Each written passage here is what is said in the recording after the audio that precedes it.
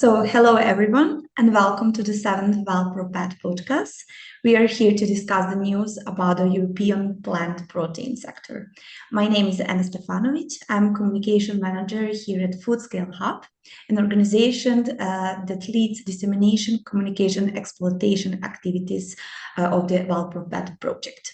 Today, I'm delighted to introduce my guest, Dr. Jacqueline Lyons. Jacqueline is the project manager of Smart Protein Project.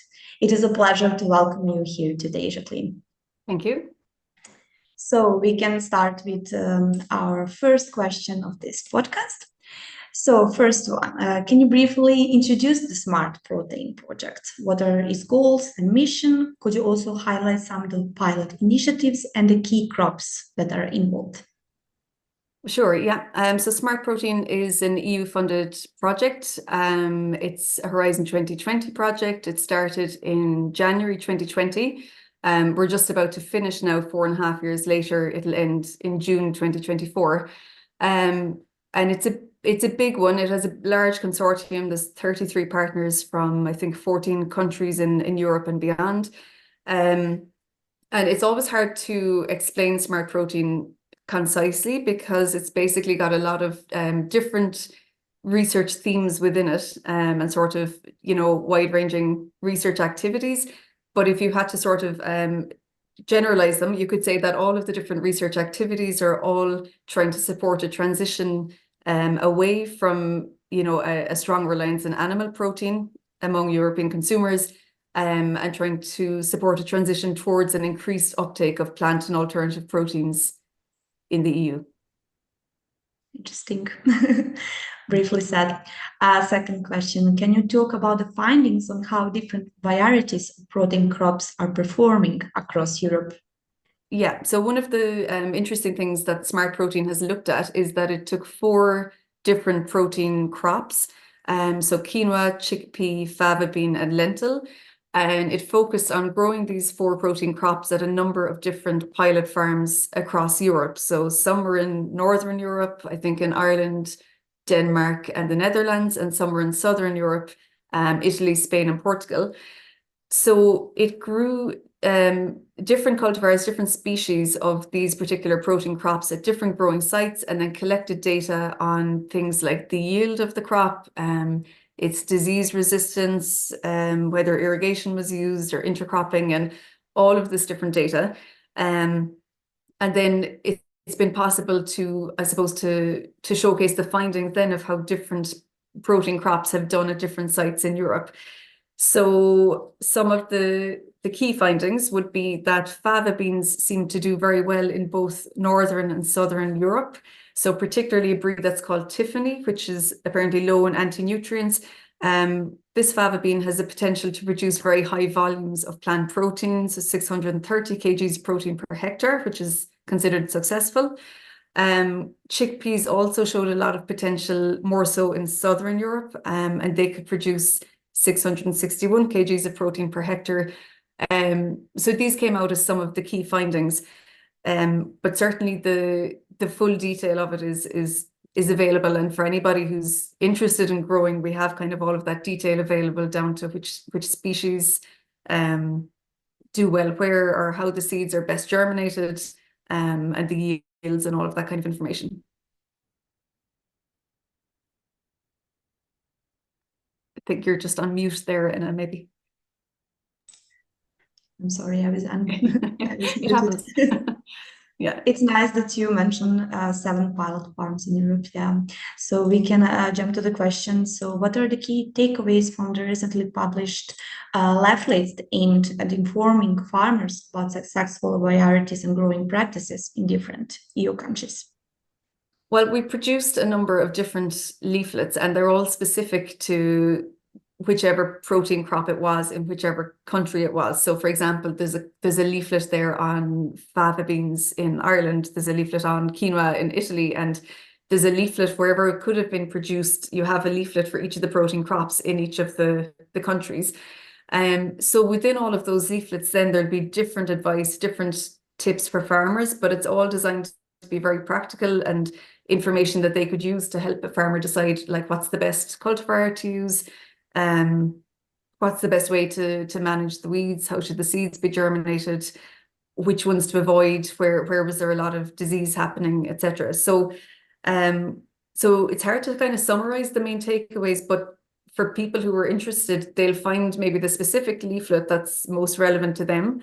And then within that, they'll have practical information to help them achieve success, maybe in growing a particular protein crop in a particular area. The leaflets are all on the website, which is smartproteinproject.eu. They're all just there, openly accessible, and we're trying to promote them to farmers and farmer groups as much as we can. There's another nice leaflet with them on the market potential of protein crops in Europe, which is also interesting, I think, as well, to share with farmers, to kind of maybe encourage them to see protein crops as a potential, and to look at the demand that's there for them from consumers, from the food industry as well. So that's some of the useful information that you'd find in the leaflets. Thank you very much for sharing. So my next question, and very interesting question for me personally always, is how did the food industry and academic partners collaborate to develop innovative protein ingredients and products? And can you provide some specific details on which specific products were created through this collaboration? Yeah, so we had food industry partners in the project, both SMEs and larger food industries, and we had academic partners, and they've worked very well together to look at developing some either ingredients or food products from plant proteins, so novel types of ingredients and products. I suppose because the project's ongoing and because of the nature of it, it's difficult to give too much detail because of IP, potential and all of that. But we can definitely talk about the types of raw ingredients that were used to develop these products. So typically, they came from either protein components of the 4 protein crops that were looked at in the project. So, for example, protein isolates or concentrates from the fava beans or the lentils. So some of the original ingredients would have been this type of ingredient. And some of them were byproducts then from the brewing, the pasta making, and the baking industries. So things that would be otherwise a waste product, but might have a decent source of protein. So looking at those as well as raw ingredients and seeing what can you do here or can you do something to upcycle them into an interesting novel product. In terms of the categories of products that were of interest, the project would have looked at developing meat and fish substitutes, dairy substitutes as well. So plant-based cheeses, plant-based milks would have been looked at. Plant-based infant formula was explored as well. Even a pasta, with plant-based ingredients that would be unexpected in it. So there's quite a wide range of areas explored. And alongside the work of the industry and the academic partners, then we also had an innovation work package, or we had innovation experts kind of embedded in the project too. And they worked closely with this work as well. And they would have advised on, for example, market trends, like what are consumers going for at the moment, which plant-based products are kind of hot at the moment. And they would also have advised on the limitations and the opportunities that exist looking at the EU regulatory landscape.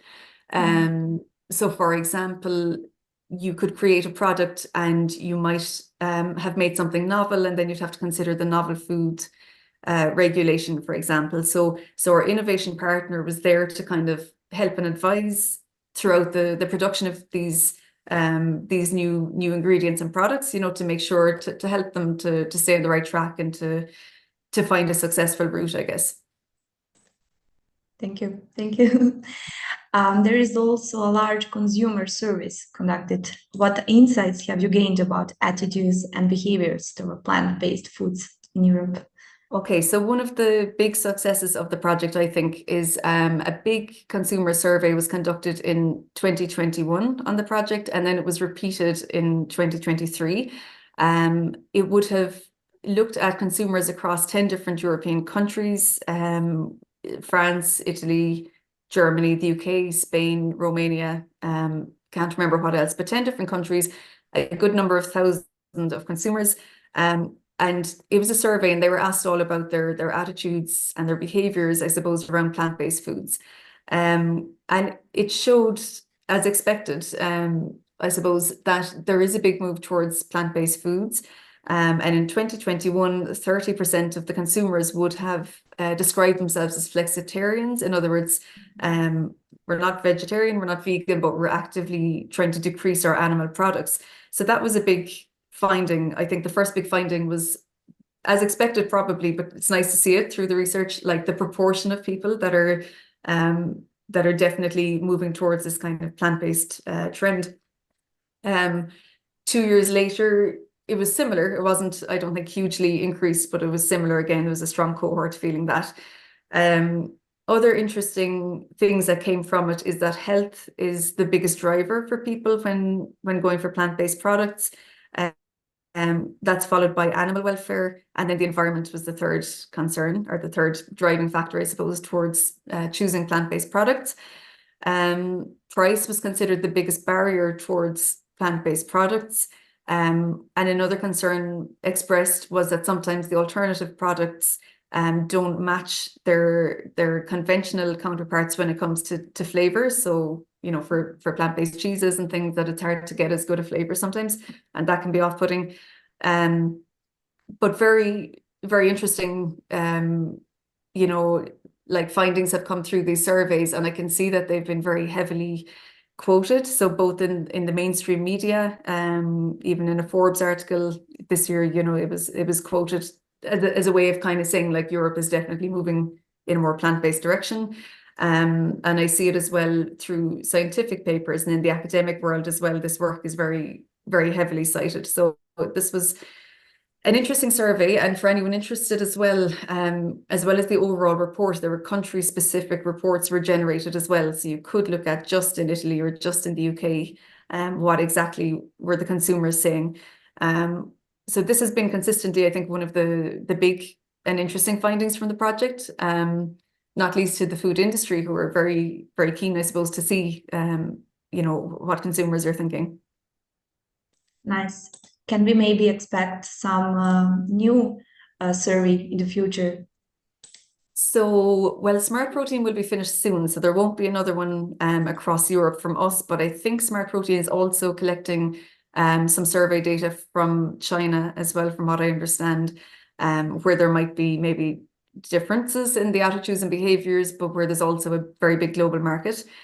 So it's interesting as well to pick up some information, from that side of the world. Yeah. Nice, thank you.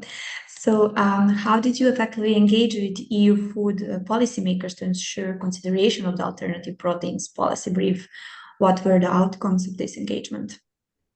Yeah, so we made a nice alternative proteins policy brief on the Smart Protein project that would have been led by ProVeg International, who's a project partner. They're based in Berlin. They're very good at writing policies, and they have a policy officer designated there. And she would have taken the policy brief and brought it to relevant policymakers in Europe. So would have emailed it to a lot of people and would have had in-person meetings as well to get this out there to the relevant people. She said that it was very well received within the European Commission in particular, which is very positive for us. So there's a number of Directorate Generals there. So there'd be a health one, a climate one, and an agri one, who would all, I suppose, have some interest in this type of area. And I guess they're writing their own policy. So for us, it's very important if you can kind of link in with them, and if you can be heard and seen by them as they're, developing their own policy. This is a measure of success. So I feel like our alternative proteins policy brief was quite successful in that it kind of got to the right people. One nice event was we had a kind of an online policy roundtable where we brought this policy brief and we discussed it with representatives from the European Commission. And we heard from them, and then they heard from the researchers as well. And there was this lovely kind of two-way flow of information and discussion, lots of active discussion about certain points. But certainly they were saying that they would keep some of this in mind as they developed their next protein or food policy for the EU. Some of the interesting points, I think, that came up in the policy brief, or requests that were made, I suppose, from the project, were that the policymakers would, or the regulators would, give some consideration to the novel foods authorization process, because at the moment it's quite lengthy and cumbersome and expensive, and it can be a deterrent for small food producers to be innovative and to develop something with alternative proteins, because they might be worried about having to go through this whole process. So maybe encouraging a revised look at this regulation at the moment. Another thing that would have been put forward would be to look at the VAT rates that are applied to certain alternative products, and in some cases, like milk alternatives were given as an example, and in certain EU countries they have, for some reason, very, very high VAT rates. But if they had more favorable VAT rates, or 0% VAT rates, they would be on a price parity, or they would be better value for consumers, and this might kind of boost their it's a meaningful support. It could boost their uptake by people as well. And one last interesting point would have been about public food procurement. So within the policy brief, we talked about the huge amount of publicly procured food that's consumed every day across the European Union in schools and hospitals, prisons. And if you were to embed some minimum criteria there for plant-based foods and sustainable foods, you could have a very significant impact in terms of what's consumed across Europe. You could make a big difference there. So it was a very good policy brief, I thought, and it's been taken to the right people. And we hope that it's being used, I guess, in their thinking as well. And I think the important thing is that we all hear each other, and it's a two-way conversation. Nice. Thank you for the answer. And the last question, I would say, what are the key results of the project that it will be utilized in the future?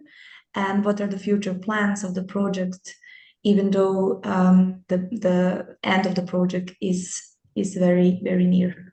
It is, yeah. Well, the results that we'd hope would be used, I suppose, first of all of the scientific results are open results. They're all openly available. So within the academic world, I think researchers will build on the results that have been generated from this project. And as is done all the time, they will build on those, and they'll use those as a foundation for other research work. I think particular things that I hope will be used in the future, I think the farmer leaflets are very important. We'll continue to promote those, and even at our closing conference, which is this week in Berlin, we hope to have kind of representatives there from farmer organizations, and to definitely push these leaflets and ensure that they're out there and they're used.